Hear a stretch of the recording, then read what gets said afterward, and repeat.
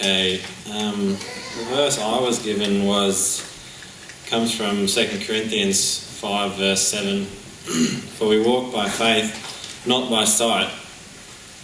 And so we look at the word walk. I take that as meaning our lives as Christians. We live our lives, our Christian lives, by faith and not by sight. And so I want to share just some a faith challenging experience I had.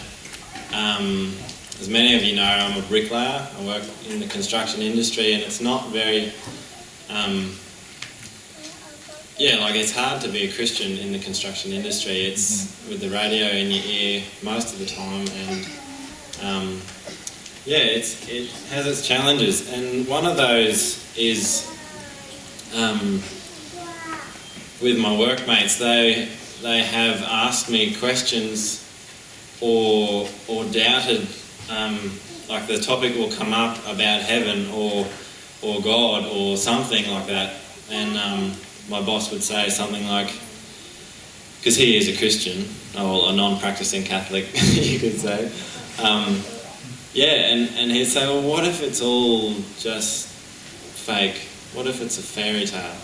Like, how do you really know that it's real? And we're just laying bricks. There's no evidence that God exists or that heaven exists. And I wouldn't really have an answer for him. And in another time, my workmate said to me, we were talking about being a Christian, and he said, no, I just don't get it, why you would want to please someone that you can't even see. And anyway, so the reason I'm saying this is because it brought home to me just the value of faith. That without faith, it is impossible to please God, because without faith we can't believe that God exists. It's by faith that we know that he formed the world. It's by faith that we walk, not by sight.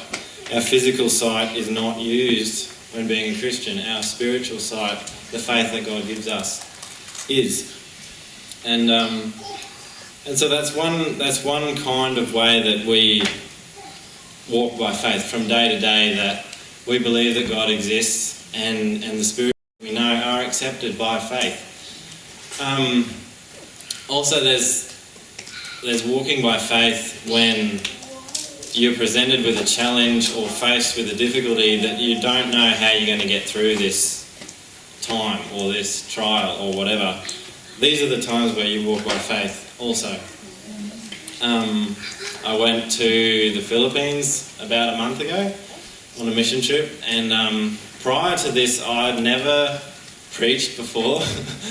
I'd never done lectures before, and all of a sudden I find myself in a place doing something that I've never done before, and I didn't really ask to do it. It was sort of just said, okay, well, you can do this. And the first Sabbath, I was thrown in the deep end. I had about 30 seconds warning, and I had to take the adult Sabbath school lesson in the church over there with the translator and everything, and I hadn't looked at the lesson pamphlet. And over there you ask a question and everyone just looks at you and not say anything. And so you got to pretty much preach a sermon for Sabbath school.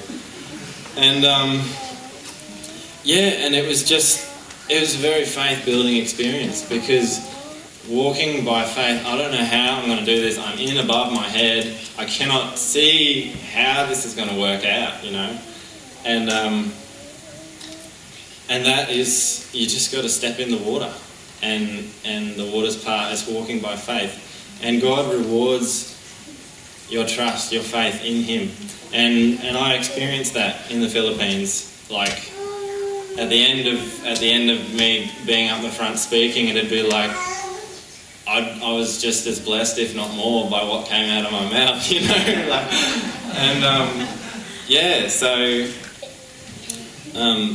that's just a bit of my life about how God's taught me about faith, and that he is faithful if we have faith in him.